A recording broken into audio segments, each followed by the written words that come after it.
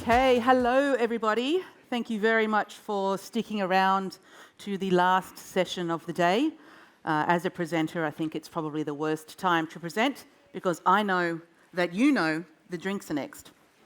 But as I'm sorted, I might just take my time. That's fine. My name is Mashenda Turner. I am the Senior Director of the ANZ Operations team here at Nearmap. I'm going to go through the Australian coverage program today. They've wheeled me out, dusted me off to talk to you about all the changes that are coming up. Following me will be John Corbett. He is the Director of the Vision Systems team here in Nearmap. An absolute legend, and almost always the smartest man in the room, if he's there by himself. No, he's a legend, absolute legend, and it's really great to be able to work with somebody with all the knowledge and experience that he has. And to quote a classic, he's an ideas man. And we're very lucky to hear from him later today. What I'm going to do is kind of sum up the changes that are coming, really exciting changes for the Australian coverage program. I'll go through kind of some of the intent of why we did this, and how we're going to integrate it into our existing program. Really, Nearmap is embarking on an incredible content creation program. We will increase our coverage up to 95% in vertical imagery. What we're trying to do is make an absolutely unrivaled, undisputed market footprint. This is in coverage and content. Something to consider is that this is a kind of a four-pronged attack. And it's very important for all of us. I better put this down, otherwise I'll keep drinking it. Sorry. There's kind of four components to the changes that we are going to see. Going to be rolled out over the next 11 to 12 months. We have already started. Of course, as I've just said, we'll have 95% of the Australian population covered in our standard vertical imagery. That's a almost 5% increase on what the program is kind of as of last month. As I said again, Nearmap is a content creator. It's not just the vertical imagery that we will be increasing, it's the AI layers. We will be covering 95% of the Australian population in our AI layers. And that is an extraordinary claim to be able to make. The third part of this is that 87% of Australia's population will be covered in our high-resolution imagery, and that is the kind of 5.5, 5.6 centimetre GSD. That's a lot. That's about 9% up from where it was. And finally, we're going to go to 86% of the Australian population will be covered in our oblique source photos, 3D, the terrain data, point cloud, true ortho, all of that. That is another 9% change from where it is. Now, I know that's a lot of headline numbers to throw at you, and I can imagine you kind of sitting back in your leather recliner with your old tobacco pipe, tut-tutting, going, yes, Mashenda. But what does it mean?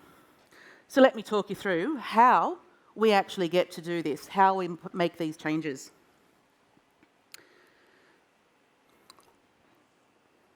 That's the laser.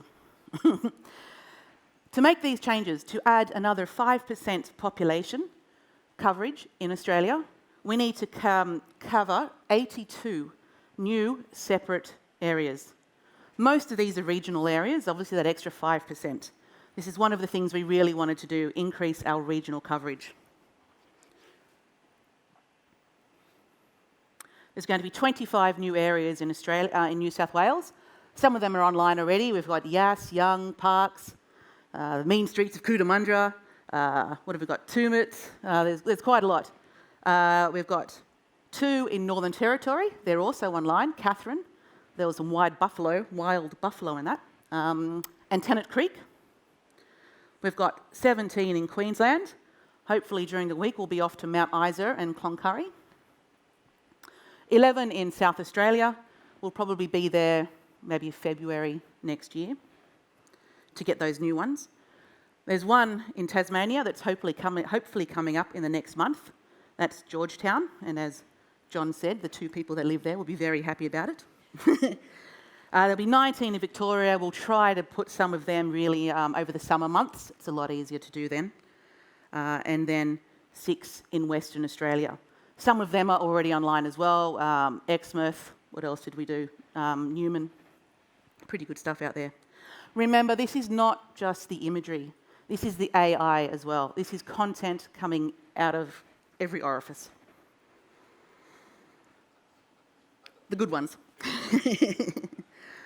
Now, if we look at the oblique regions, so this is going to be another 43 new areas. These areas are already covered in our vertical imagery, but they will now also be covered with the oblique source photos, the 3D, all of that good stuff.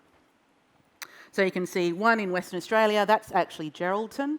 That's online as of today. I think we published that earlier today.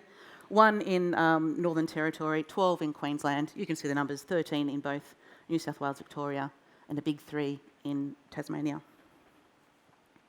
I think at this stage, a natural question is really to ask, well, why now do you stop for now at 95%? That's probably a pretty fair question. So let's take a look at some more of those sexy numbers. To cover 90% of the Australian population, it takes about just over 130,000 square kilometres of what we capture and online. That's just that unique figure. To capture the next 5%, we need an additional 22,500 square kilometres to capture. So if you kind of think of it in another way, that means between 0 and 90% of the Australian population, it's less than 1,500 square kilometres per % increase. As soon as you hit 90%, we're actually covering 4,500 square kilometres per % increase. And you can see that about the way that Australians live, all tucked away together on the sides and then sporadically all over the place in the middle. You kind of see also that once you think about those numbers, that population to coverage ratio really changes very quickly when you start getting up that top end. The good thing for us operationally is that these areas are generally inland. The weather is a lot more stable. We also don't have the same challenges generally that we might do on the coast and also in some of our busier air traffic control spaces. We kind of consider them, I guess, as like good fillers. So when nothing else is available, we can be off and go do these areas. And that's nothing available because of rain. I know, it's not raining very much at the moment. Cloud, turbulence, wind, smoke, haze, busy air traffic controllers, all of the reasons why sometimes we don't get to do what we want to do. So if I bring it back to some of the existing Nearmap customers, which according to here are all very young and good looking. So I'm not really sure what happened in this room today, but that's all right, that's all right. When we talk about these customers, you go, okay, what does it mean for them? It means more parcels, more roads, more infrastructure, more coastline, rivers, catchment areas, more local government areas, wider state coverage, more national coverage. And also importantly, for the first time, a lot of those people living in these areas that haven't been covered before now have the opportunity to make the most of their business by partnering with Nearmap and be able to use some of our incredible content and tools. The other side of this is that we will be, more coverage means the potential that we might have more what we kind of call pre-catastrophe imagery. So we have a program where we can capture some post-catastrophe imagery. That imagery is very powerful on its own. But if you can compare it to the existing imagery in that area, the value really does increase. And we'll also talk about, when John goes through, the value of increasing our 3D program. He'll show you some really exciting things, and has really increased the value of the pre-catastrophe imagery. For those who may not be too familiar with this, the Impact Response Program is Nearmap's commitment. It's up to 15,000 square kilometres a financial year if needed, to capture or to endeavour to capture any area that has been significantly impacted by some form of disaster. You know, flooding, inundation, bushfire, we all know the ones, cyclones. So that's a separate program. And the coverage doesn't have to be just in where we already cover. You know, we really can go anywhere in Australia where a community has been significantly impacted. For these kind of captures, and obviously Lismore really kind of copped it over the last little while, the survey operations team have to move really fast, plan really quickly. If we have a bit of a heads up that there's a threat coming or there might be something, we can move some aircraft around, we can do some pre-planning. But in the instance of maybe like a surprise attack, where there's a hailstorm, a bushfire or something, at that time, after it's happened, we have to use everything we can that's available to identify the area of the impact zone, get the planes up, get the data captured, and very importantly, brought back to the office very quickly, uploaded, processed, published within a few days. And you'll see the last Lismore, one of the last Lismore captures we did, you know, we were very lucky to get there very quickly and that data online to support everybody who's part of this product. So that feeds very nicely into our very own ideas man, John Corbett. He's coming up. Thank you for sticking with me and not sneaking out the back to get to the bar. Thank you. Thank you, Mashenda. It's great to be here.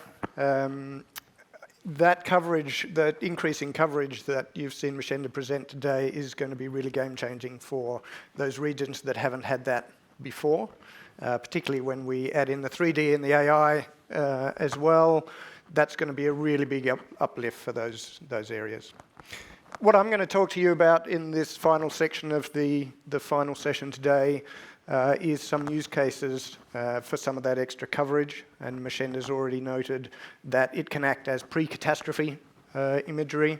I'm going to focus pretty much on flooding because we've had, let's face it, a shocker of a year in Australia and of course Hurricane Ian in the US. This is very, very topical. So let's have a look at the different ways that we can address flooding and particularly modelling flooding. And I've got 3 up here, which are sort of the common techniques that one can apply, the common tools that get applied to flood modelling. So the first one is static risk maps.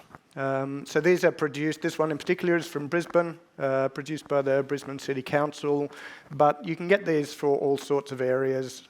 In the US, this would be the FEMA flood risk maps, for example. These are a static map that give you the areas which have an elevated risk profile for flooding. So if some big event happens, we know that the areas within those red, orange and green are at elevated risk, right? So they're very good for risk analysis before the fact, but they're obviously not going to tell us what's happening on the ground during an actual event. And for that, we need dynamic info. In this case, we're getting that from river level gauges as it happens. So this is live data. Very accurate, obtained from those blue dots there. This is the Ipswich flood from earlier this year, late February, early March. And it allows us to model what's happening in real time, and we can also interpolate between those flood river gauges, and that will give us a pretty good indication of what's going to be affected. Good for real time, can't actually predict the future, of course. So the only way really that you can predict the future is by using a dynamic flood model like this one. These are very intensive to try and generate. You've got to have lots of input data and generally not very convenient in the moment. But what they are really good at is being able to predict different scenarios ahead of time. And we'll probably be using these fairly intensively for local scale predictions, little flash flood events, what happens when we put more impervious surface in, these sorts of local local property scale events, this dynamic fluid modeling can be really useful for. So those are the three that are probably best known. I'm going to spend most of my time not actually talking about any of those, and instead I'm going to focus on a fourth one, which is less well known, but in modern times actually quite pragmatic in the sense of dealing with floods as they happen. And we're going to look at what we can get out of crowdsourced info. So during a modern flooding event, what we get is an absolute inundation, if you like, of social media, of news reports, of emergency services footage. All of these different sources of information become available to us, and a lot of them can actually be really useful for knowing what's happening out on the ground. So in this case, we've got social media up the top, we've got emergency services, there's even webcams and traffic cams can at times be useful. And the thing we're trying to get out of this data is indications of where the floodwater has got up to. And these are actually really quite dense. So they're much more dense than the river gauges, for example. And if we can use them, they can be a really valuable source of info for what's going on. I'm going to focus on that one in the lower portion, which is actually drone footage. This got captured by an associate of ours through Nearmap. And it's actually from the Ipswich flood again. And what we're looking for in this imagery is two things, two really important things.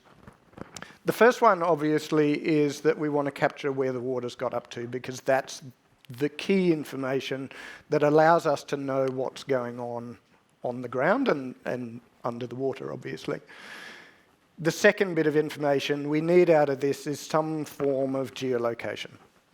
Now, it could just be GPS metadata, but as commonly as not, all we need to do is find an area where we know where it is. In this case, it's a recognisable house. And using the web maps from Nearmap, what we can do is find that house pretty readily. And that gives us imagery for the location. It's almost always going to be this pre-catastrophe imagery. Mashenda is really good at mobilising the planes to get them up in an event, but even she's not good enough to clear the clouds away and get to every catastrophe at that critical time of day. So what we're going to be able to see, because it's Nearmap, of course, it's going to be recent, it's going to be up to date, but it's not going to be on the actual day of the flood. But it's going to give us a really good idea of what is likely to be there. In and of itself, it can't tell us what the damage is likely to be because we don't know what's above water and what's below water. In order to get that sort of information, we need depth, and that's where Nearmap 3D comes in. That's exactly the information that you get from Nearmap 3D. In this case, we're looking at the textured mesh, and it's the perfect sort of resolution in order to be able to do this sort of work. So what I'm going to do here is a reasonably simple thing to do, which is to just add a water layer into that mesh. And all we really need to do is move that water layer up and down until it matches what we can see of reality. In this case, it's, 15.43 metres above sea level. That matches to what you can see in the drone footage. We can be confident that what this simulation is showing us is accurate according to reality. Okay. And one of the really good things about water is that by and large water is reasonably flat. Certainly in a large flood like this, the water surface doesn't tend to change much, which means that even though we've only done this in one particular location, we can extrapolate out and say, if the water's this high here, well, it's going to be very nearly that high quite a way in the distance. Because this is drone footage, it actually does take in the distance, and we can verify this fact for ourselves. In this case, you can see the correspondence, look at, for example, the two roofs that are sticking out sort of in the middle distance there. It's a really good match to what our simulation is showing us, which is not surprising. And even as we go all the way over to the other side of the river there, and sometimes up to several kilometres away, it's really accurate what we get out of this. So we can be fairly confident that any analysis we do on this is going to give us good results. Right. But why do this in the first place? What does it give us that the drone footage does not give us? And the obvious answer is you can see very well from the drone what is above the water, and you cannot see anything which is below the water. With our simulation, we can see exactly what's likely to be below the water. Right. In this case, you remember that we could see those two rooftops just sticking out slightly from the water. It was clear that there was at least two buildings completely submerged. The reality is, of course, that there's a lot more than two buildings there. In fact, there's a huge amount of infrastructure and a huge amount of damage and cost that's been incurred here. And this sort of simulation will give us a really good idea of what it is, the cost, the damage, the impact that is likely to have happened here. We can use our eyes, but this is Nearmap. We don't have to use our eyes everywhere because we've got the wonders of AI. And so we can get the AI to pick out what's likely to have been impacted by that flood as well. And it will identify for me very quickly and very easily what is underwater, and particularly if we zoom out here, this is showing a 1 kilometre radius around that point. What's in red there is all the families and all the businesses that are going to need help as a result of this flood. Not just the buildings, of course, but the other infrastructure that can also be picked out. In this case, I've highlighted the roads. Those will be the roads that have been cut, probably are no longer passable. But there may be other infrastructure that we're interested in as well. And that can all be picked out automatically using these methods. So let's look in a little bit closer at one particular building and see what we can get at a property scale here. So what tools we can bring to bear on this problem. This unfortunate house has clearly had a bad day of it. One of the questions that obviously the owner and the insurer and a lot of other people will be really interested in here is whether that water level has got to the second floor or not. The first floor is obviously a write-off. The second floor may or may not be okay.